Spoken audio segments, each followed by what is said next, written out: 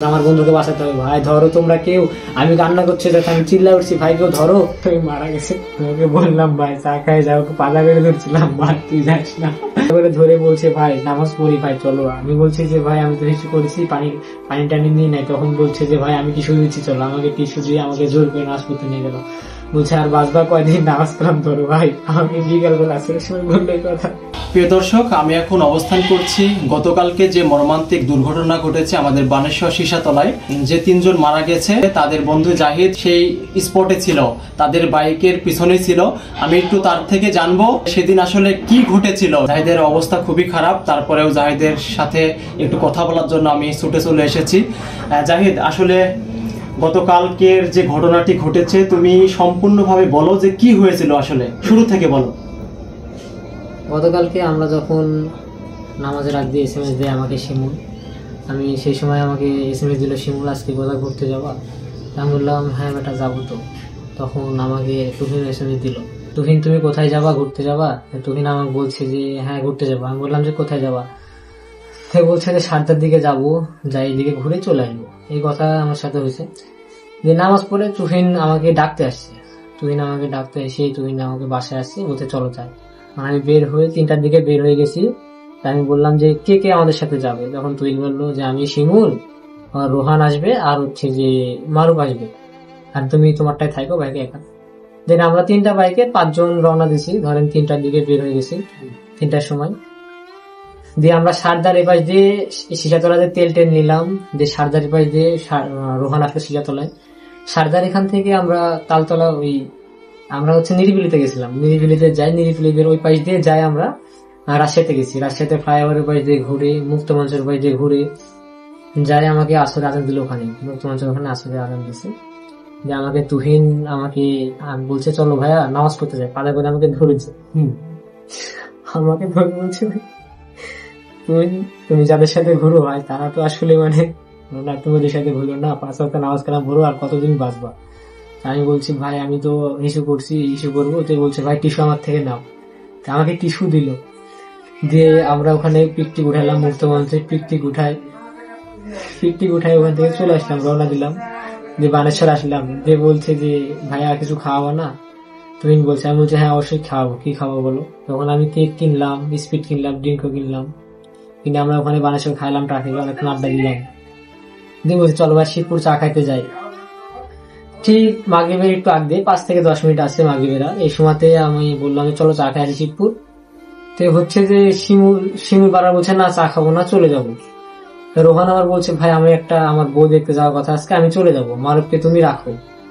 যে মারুফ আবার তুহিনদের গাড়িতে উঠাই দিল, 3 জন হলো এক গাড়িতে। যে আমি বললাম তাহলে চাটা খাই যাই, ওই রোহান চলে যায়। তো শিমুল বলছে না চাটা খাবো না, ওই আমার সাথে শুধু রাগ দেখাচ্ছে। আমি তখন পাজা করে ধরলাম, বাপ তুমি রাগ করছো কেন, চলো চা খাই, চা ঠান্ডা করে দিয়ে আমরা নামাজ পড়ে বেরোবো। আর তুহিন বলছে যে না নামাজ পড়ে এখান থেকে যাবো, বা নামাজ পড়ি। আমি বললাম যে ঠিক আছে তুমি নামাজ পড়ো, আর আমরা তাহলে চাটা খাই, তাহলে ফ্রেশ হয়ে চলে যাই। শিমুল বলছে যে না এখনই চলে যাবো, খুব বাড়াবাড়ি করছে। আমি রোহানকে বললাম তাহলে তুমি আগাও, আমরা তাহলে আসছি। তখন আমি আবার মারুফকে হাতে টান দিয়ে বললাম যে ভাই তোমরা তো 3 জন মোটা মানুষ, তুমি আমার গাড়িতে আসো, তাহলে আমরা 2 জন আরো 2 জন যাই, আস্তে আস্তে যাই। আর শিমুলের তো মাথা খারাপ হয়ে গেছে, ভুল বকছে, ওর সাথে যার দরকার নয়, গাড়ি জোরে চালাবে, আমার সাথে আসো আমরা আসতে যাই। তো মার উপরে আমি হাত টান দিলাম এভাবে, ভাই আসো। আমার ওই বিষয়টা ভাই মনে আছে এখনো, যে হাত টান দিলাম ভাই আসো, ওই বলছে যে না ভাই তাকে আমি যাইতে পারবো, যে বলছে যাইতে পারবো বলে।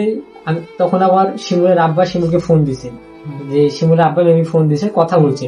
তখন আমি বলছি তোমরা যখন চা খাইলে না তাহলে আমি একা থেকে কি করবো, আমি তো লাগাই। যে আস্তে আস্তে স্টার্ট দিয়ে আগাচ্ছি, রোহান আমার কিছুক্ষণ আগে রোহান চলে গেছে।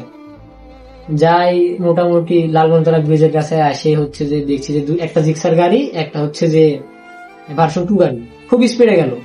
তখন আমি বলছি কারা গেল, শিমুল গেল নাকি? তো টাকা দিচ্ছি শিমুলে কোনো হুতিস নেই। তো মোটামুটি আমি আর রোহানকে দেখতে পাচ্ছি, তো রোহানের সাথ ধরার জন্য আমি একটু স্পিডে গেলাম, যে রোহানের সাথ ধরলাম ওখানে মসজিদের কাছে। যে রোহানকে বলছে কারা গেল, খুব স্পিডে গেল, গল্প করতে করতে যাচ্ছি।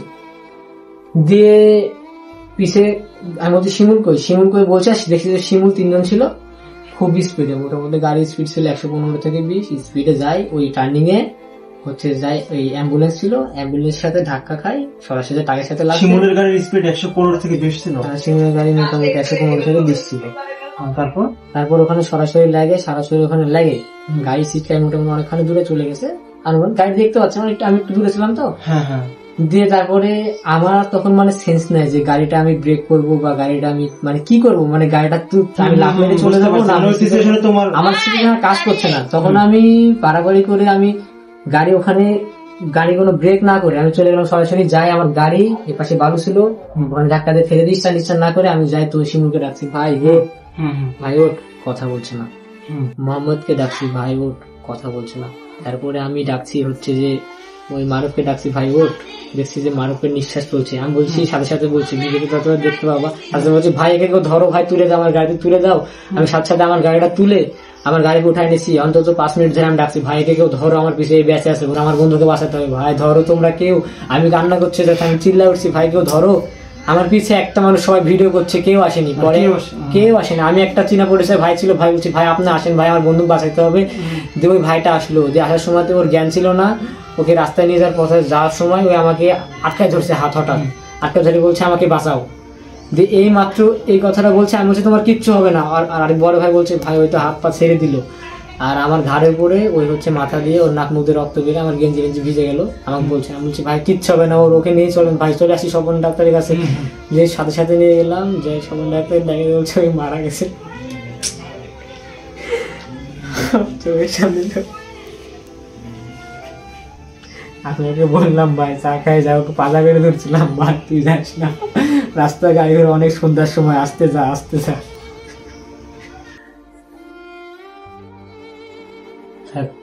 আসলে কি বলবো, আমাকে বলছিল যে নামাজ পড়ে যাবো।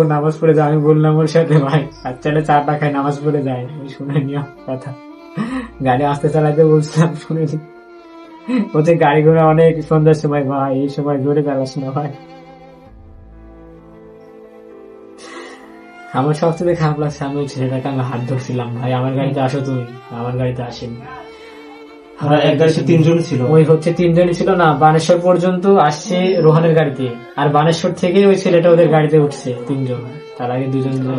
মানে যখন ওই স্পিডে ওই একটা গাড়িকে ওভারটেক করতে গেছিল, তখন কি সামনে ট্রাক পড়ছে আগে নাকি অ্যাম্বুলেন্স? না, অ্যাম্বুলেন্সের পিছে ছিল ট্রাক। হ্যাঁ, অ্যাম্বুলেন্সটা ট্রাকটাকে ওভারটেক করছিল। অ্যাম্বুলেন্সটা ওভারটেক করার সময় ট্রাকটা মোটামুটি অ্যাম্বুলেন্সের হাফ মাত্র আসছে। আর এই পাশে অটো রিক্সা ভ্যান আছে, এই পাশে, আর পিছে মোটরসাইকেল আছে, তার পিছে আমরা আছি। তো হচ্ছে যে ওই মনে করছে যে অ্যাম্বুলেন্সের সামনে দিয়ে বাউলি করে বের হয়ে যাবে, কিন্তু ওই ভাবতে পারে না যে অ্যাম্বুলেন্সের পিছে এই পাশ দিয়ে আবার ট্রাক ওভারটেক করে এদিকে বের হচ্ছে। এটা বুঝতে পারেনি।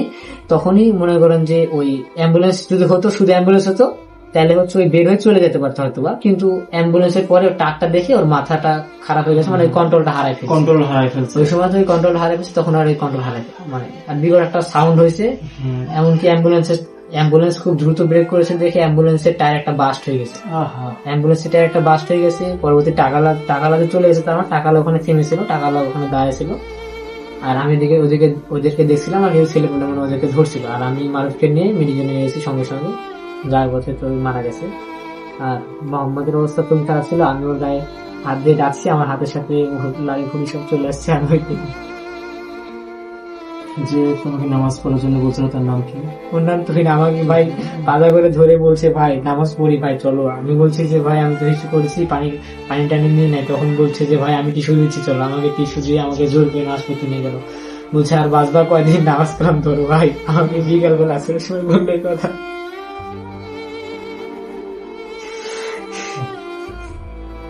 মাগরিবের সময় বললো ভাই নামাজ টামাজ পড়ে যাবো, তার আগে যাবো না। শিবুর পাড়াবাড়ি করছে শুধু আমাকে।